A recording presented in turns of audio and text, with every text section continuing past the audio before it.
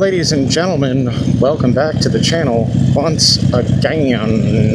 So today I'm going to be talking about if the conversion kit from the 883 to the 1200 was worth it in the end, or was it just a costly imperfection of my own spending money, right? So the short answer is yes, it was definitely worth it. Longer answer is more of a maybe in the long term. I think I'm gonna actually go right this time. So for me, because I do more city riding, suburban riding, back roads, you kind of name it, I think it was beneficial. And if you're gonna do more riding like that, you could technically keep the 883. You do not need to necessarily, upgrade to the 1200 kit or even get a Sportster 1200.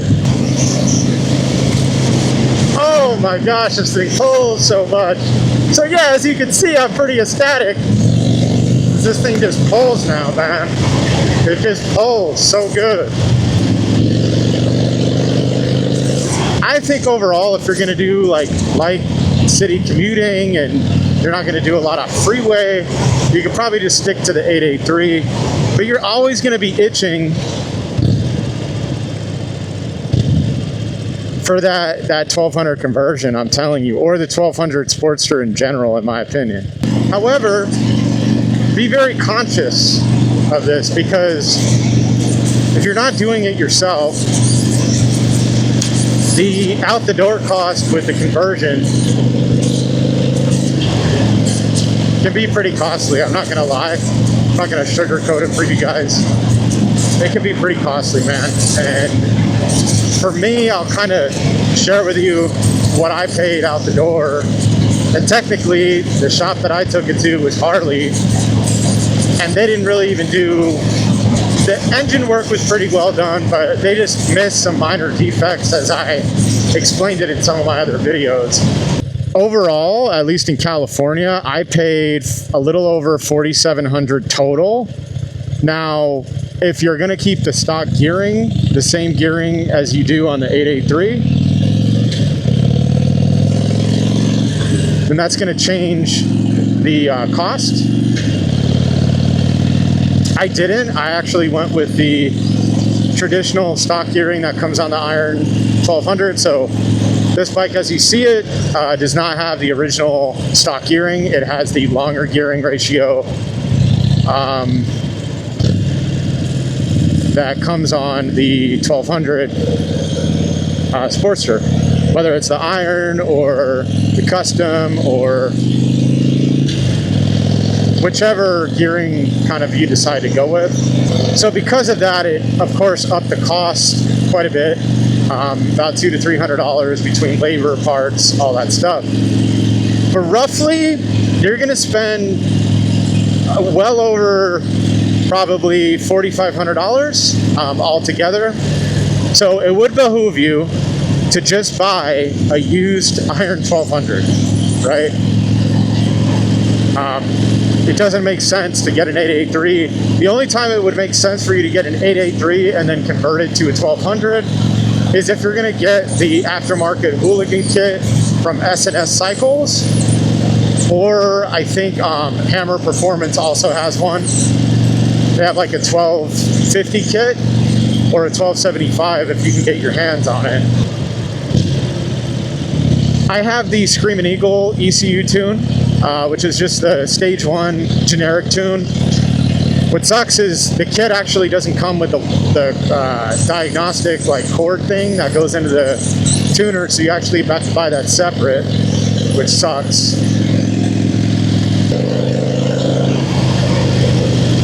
Man, this thing is definitely torquey off the line though. It's got that bottom end, like you could tell.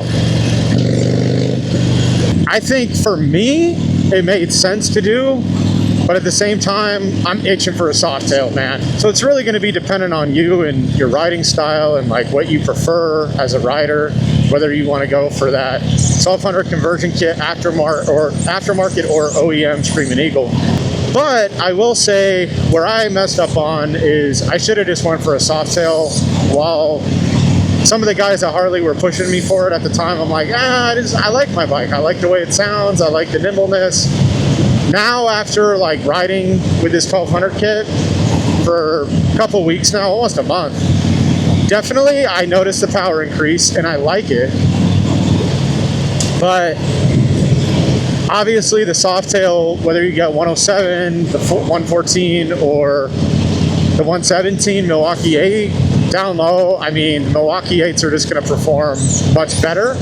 So what I'm really trying to say here is, like, if you're a beginner and you want to ride a Harley, just get the 1200. I know it seems like a little bit more big and bigger engine and like more displacement, but to be honest, you're gonna grow out of that 883 within like a few months, especially if you're like a persistent rider.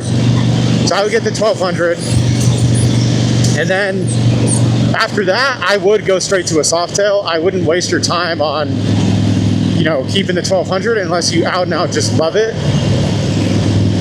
And even so, if you're a brand new rider, I would even venture as far as to say you could probably even get a softail.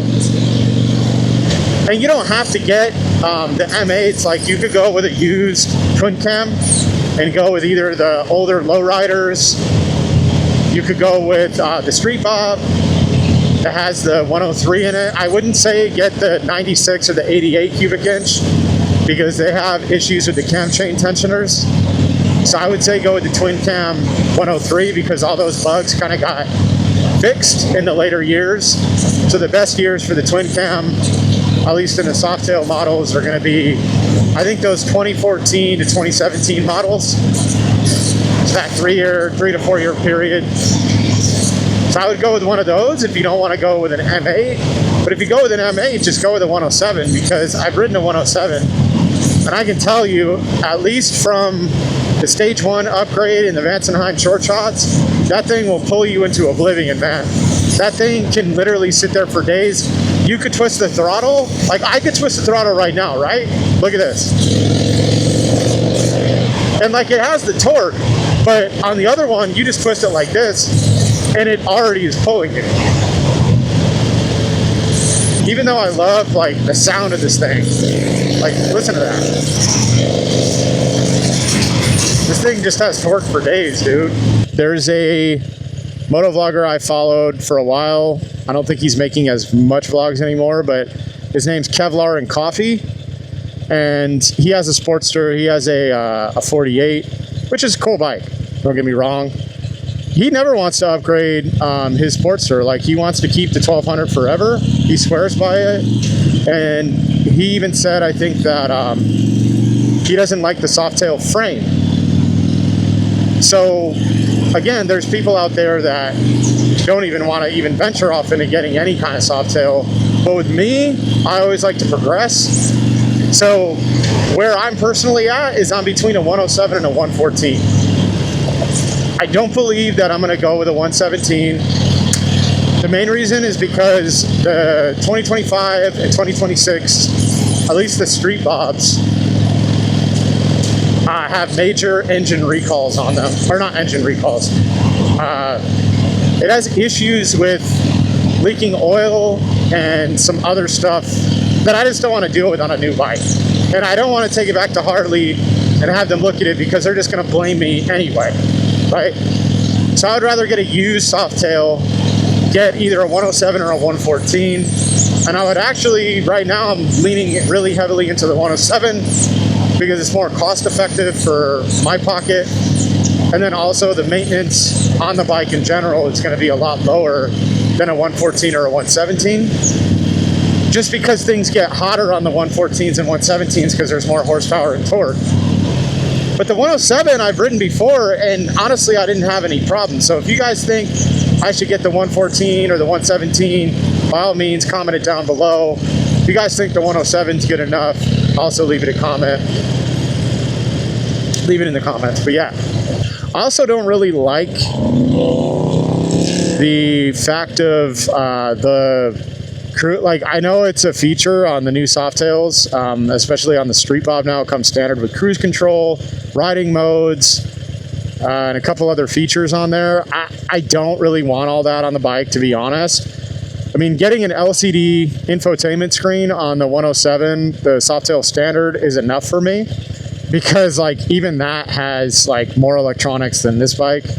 And I already have had a bike that had a lot of electronics, which was my V-Strom 800DE. And I liked it, but I didn't like it because I knew if shit breaks on this, it's going to be very costly to repair, and I just don't want to deal with that. So I got rid of it, and I've come to the conclusion that I really enjoy less electronics on my bikes. I don't like a whole bunch of electronics, and although this has some level of electronics on it, it's very minimal. It has an analog dashboard, and I mean the only thing that's digital is, as you can see down below, that LCD infotainment screen. It has a gear shift, which doesn't work because of the freaking Harley guys. The gear shift indicator, RPM indicator, and then it has a clock, and I think that's it. I mean, it doesn't really, oh yeah, and then it shows your speedometer mileage, but it doesn't have like a whole ton of, you know, information out there. Like this Softail standard, the most it has, I think, is the gear indicator, RPMs, fuel gauge, fuel range, and then time and miles that you have on the bike.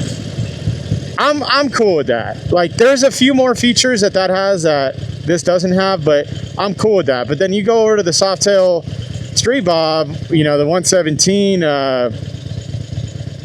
friggin' Lowrider S, or any of the Softails, the Street Bob, like, you get traction control, riding modes, and like all these modes that I don't necessarily want or need. And it's just a pain, dude. Like, it's just a pain. I don't want to have to deal with that if it breaks, which it's bound to break. And I just ran into a Harley brother last week where he was riding his Street Bob home for his wife, brand new bike, and he was a victim of that recall that they had on the bike. And it had wonderful matte purple paint, and I forget the exact color scheme, but it had beautiful paint. But you know, this guy had blue engine smoke coming out, which from the factory, that bike was overfilled with engine oil, and there's a recall on it. And there's also bad gaskets and some other things I think I heard about it. So I'm thinking, oh hell no, I am definitely not getting a brand new 2025, 2026 Street Bob. And God forbid I get a Lowrider S. I mean, for right now, we don't know about any recalls, but I'm telling you, the reason why I'm telling you this is because companies do not want to pay out money to customers. That is rightfully their mistake. And they get away with a lot of this because customers don't know engine mechanics, or they don't get second opinions, or they don't read the fine print, or something happens where the customer's thinking, well, I shouldn't have to get a warranty, it's a brand new bike. But just like the new cars, these bikes, including Harleys, you're paying a premium on for little to no effort on Harley's behalf to correct their issues that's on them. They don't want to do anything. Now, if, like, a lot of the times there's a limited manufacturer warranty, and if it's under that, depending on the day, the service advisor, whoever you're dealing with, they might say, oh yeah, no, we'll fix it for you, it's under warranty, no worry. But there's a lot of times where they won't do it, ladies and gentlemen. There's a lot of times, and some people are going to say, well, that never happened to me. That's cool for you, but not everybody is going to be in that same boat. There goes a Lowrider right there, Lowrider S. Right? So it's kind of a catch-22. Some people get screwed, some people don't. And the beauty of this bike is that the Evo historically is so damn reliable. Yeah, it doesn't have all the bells and whistles. Yeah, it doesn't have all the power in the world, but it cruises and it does its functions and it does its jobs well. As long as you maintain and take care of it, old Betty will not let you down in reliability. between the recalls, the newer bikes with the bigger engine displacement power, I mean, that's great. But they come with more problems. Even if they're the Street Bob that has very minimal electronics. And for me, the only M8 that doesn't have as many electronics is going to be those earlier 2020 models. So the 2022s, the 2021s, 2020s, and specifically the Softail Standard is actually the one that's going to have, in my opinion, the least amount of electronics on the bike. But anyway, I'm going to be out of here. This has gone on long enough. If you guys liked and enjoyed the content, feel free to drop a like and a comment down below. Consider subscribing, and I will check you guys in the next video. Peace.